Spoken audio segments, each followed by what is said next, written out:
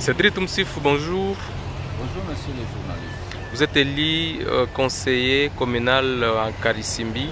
La ville de Goma, toujours sous menace de la criminalité. Hier, un jeune garçon a été tué par balle au quartier Kassika. Je ne sais pas, vous avez été élu pour porter la voix de la population. Comment vous entrevoyez d'abord cette situation en ville de Goma?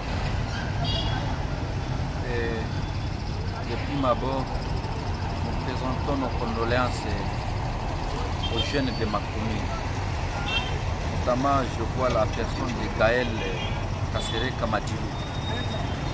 C'est de cette personne dont nous parlons, qui est décédée hier.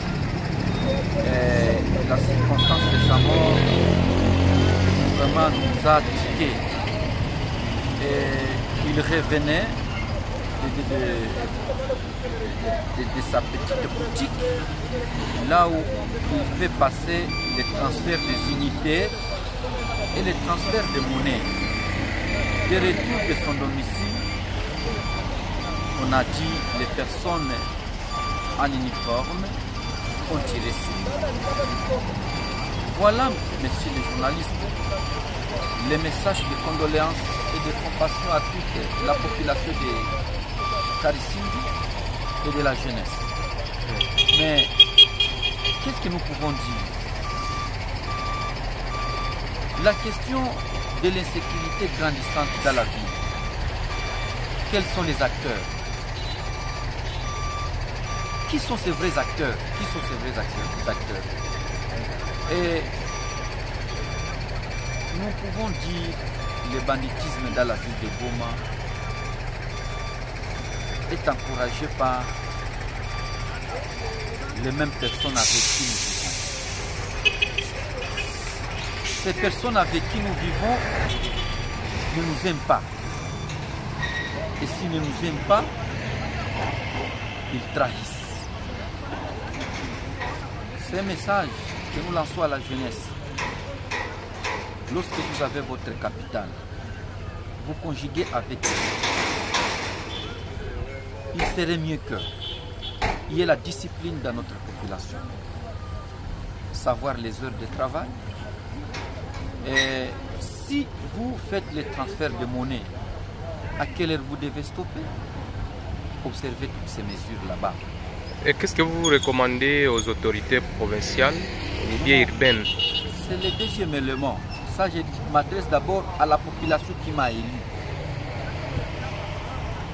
Nous devons nous contrôler, nous. Deuxièmement, nous devons dénoncer les jeunes bandits qui sont dans les quartiers. Dénoncer les gens là qui, après avoir pris, par exemple, l'alcool, ces jeunes-là qui ne veulent pas travailler, on les dénonce dans les quartiers.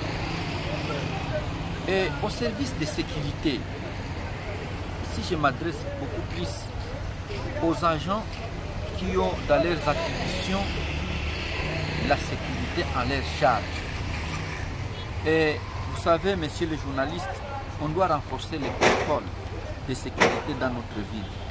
Et beaucoup plus quand je parle de renforcer les contrôles réguliers et rigoureux des armes. Renforcer les contrôles réguliers. Quelles sont les armes qui sortent? Quelles sont les armes qui reviennent? Et qui porte cette arme? Ça va nous aider.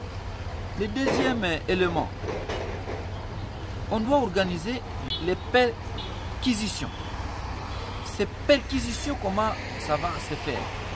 Lorsque dans un quartier, la population trouve qu'il y a des jeunes ou des bandits, qu'ils dénoncent, qu'ils viennent, qu'ils dénoncent. Comme ça, on va aller vers monsieur le maire, on va aller vers le gouverneur, on va aller vers les dirigeants ou ceux-là qui ont la sécurité à leur charge.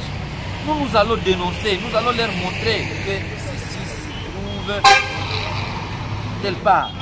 Et ça cause l'insécurité de notre paisible population. Et là, on va faire la perquisition. Et le troisième élément, on doit renforcer aussi le commandement de l'encadrement des militaires. Pourquoi nous voyons les policiers en divagation? Ces policiers, est-ce qu'ils sont contrôlés? On doit savoir, on a affecté autant de policiers telle part. Et si il y a eu l'acte, par exemple, de cambriolage ou de tuerie qui s'est opéré là-bas, on saura que ce sont ces gens qui étaient affectés à ces coins-là que l'on doit demander.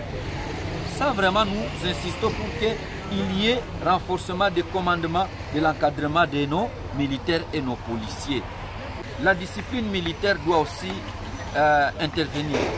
Pourquoi la discipline militaire? Parce que, vous voyez, un militaire ne peut pas se permettre d'entrer dans les bistrots, prendre l'alcool, non.